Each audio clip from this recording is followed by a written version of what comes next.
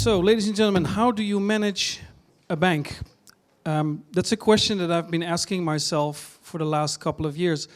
And for the last 50 years or so, we've been managing banks in almost the same way, which is that the world was changing slowly and banks would change slowly as well.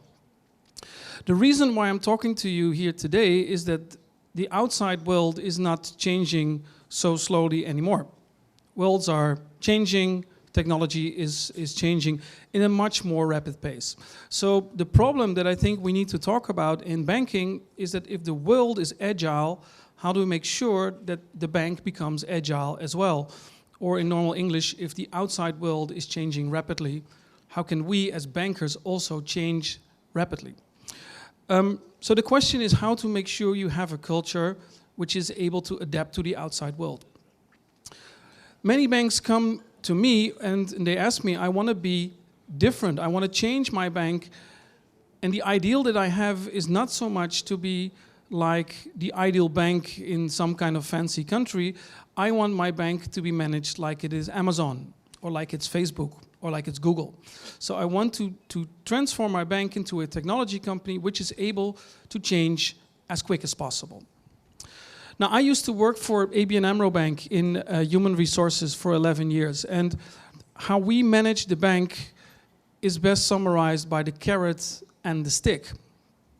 In Russian, you would say knut и пряник, if I'm not mistaken. Yeah, this is how you manage a bank. So how do you manage a bank, or how do you manage bankers? What we did is we gave a target in January. Then we had a mid-year review in summer. And then we had an end-of-year appraisal in December. You would get a grade, and the grade would give you a bonus. Yeah, so we were planning people like it was the financial year. We were planning in January, mid-year review, end of the year we had an appraisal. So we're changing all the time.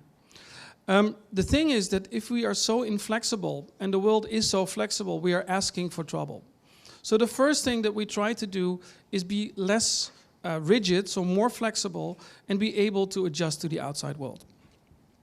1. 2, we asked ourselves the question, what do bankers actually want? And we asked them the question, what is the most important thing for you during the workday? Now let's see if you're all a little bit awake. We asked them the question, like, what do you think is important? Is it money? Is it recognition? Is it support? Is it making progress? Or is it clear goals? We asked this question to employees, and we also asked it to managers of banks. Now let's see how this group is scoring. Please raise your hand. Who thinks it's money? Just one. Who thinks it's recognition? Who thinks it's support? Who thinks it's making progress? Who thinks it's clear goals?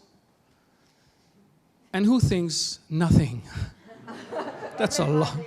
That's a lot. Okay, I'll give you the correct answer. To my surprise, managers all say, and the majority of managers will say, my people want money and they want recognition, as in they want to hear that they did a good job, you know, a tap on the shoulder. It's not true. Most people turned out that they want to make progress. They want to have the idea is that they're growing in their profession. This issue is very prominent in Western European countries. I work a lot in CIS countries. I think here it's even bigger. Why? Because in Holland, the country where I'm from, we have low-skilled people for low-skilled jobs, and we have high-skilled people for high-skilled jobs. In Ukraine, you will find many more high-skilled people for low-skilled jobs. In other words, your teller, even people who do very simple jobs, often have a very high degree of education. So these people, they want to be heard, they want to be seen, and they want to have the idea that they're contributing to something that makes sense. So one thing that we have to solve in management of banks is, 1, we need to have more flexibility because the world is changing rapidly. 2, we want people to involve because they're very smart. Yeah, so they want to make progress. The third thing that we found out is that people want to have the idea that what they're doing actually makes sense. And first, I will show you an experiment that we have done, and which originally comes from a business school in the US. What they did, they asked people to make, this is just an example, they made Lego towers. And they made them. And in one condition, after making it, it was broken down immediately. And in the other condition, people said, thank you, and please can you make another one? Can you imagine what happens if you make something and immediately somebody breaks it down or doesn't even use it? What happens to most people if they have the idea that they're making something but doesn't make any sense, they get demotivated. Now, you might think you did this with your students in Amsterdam or at Shevshenko University, where I teach, and this is something you find in an experimental situation. No, we also find it in real life. That if you are an IT worker, if you are a banker, and you work on a project that never materialized, so you're doing something and you have the feeling that it doesn't make any sense, you have a problem. So people want to grow, and they want to have the idea that what they're doing actually makes sense. I'll skip this one. The last thing that we found out is that people want to be seen. So they want to have the idea is that what they're doing actually makes sense and that other people see what they're doing. I don't know if you've ever had it. I hope you never had that you're working on a project that is cancelled. You want to be seen. You want to be heard.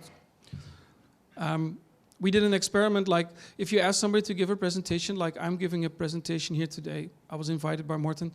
And if he would say to me, yeah, by the way, there's nobody, but can you give the presentation anyway?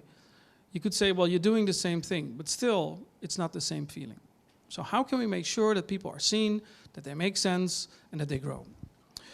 We called our project BRAIN. And we're doing a research on BRAIN in different countries, different CIS countries, most predominantly in Georgia, with banks. And we called it BRAIN because if we have a bank with 7,000 people, we believe that we have 10,000 kilograms of brain. To give you an idea, that's a brain as big as this room.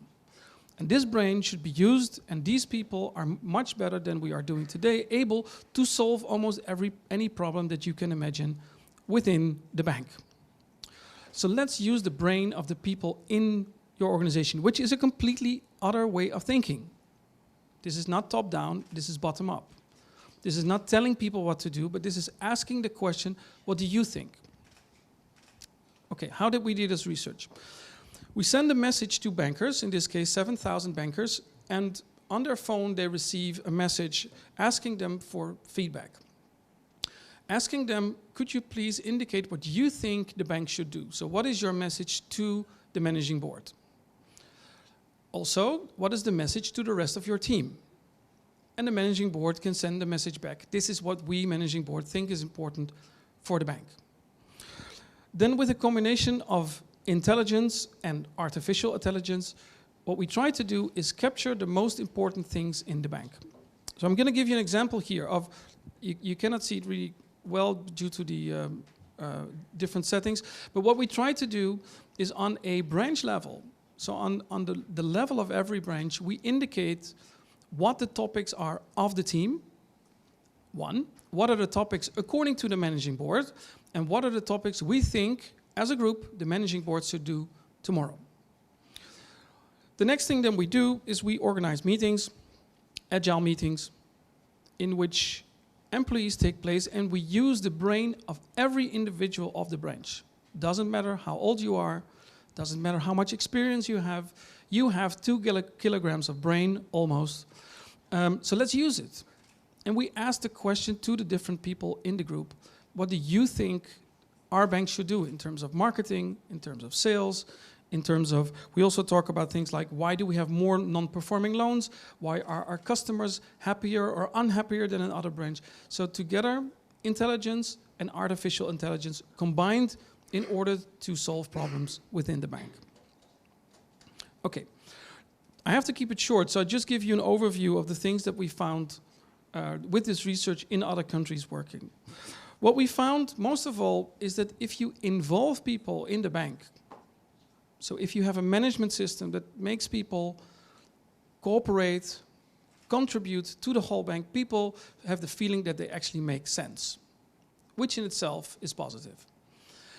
We had a few cases where people came up with very urgent issues, including fraud, where people mentioned with a direct message to the managing board, something is happening in my branch which is not okay. That was also positive. And we found that some problems in the bank were solved much easier. For instance, one branch said, we need to talk about why our ATM is always, late with being filled again, or how can we optimize this and this process. So that worked very, very well. One thing that I think is difficult, and I think this is our most important challenge, is that bankers come to me and say, I want to change my culture.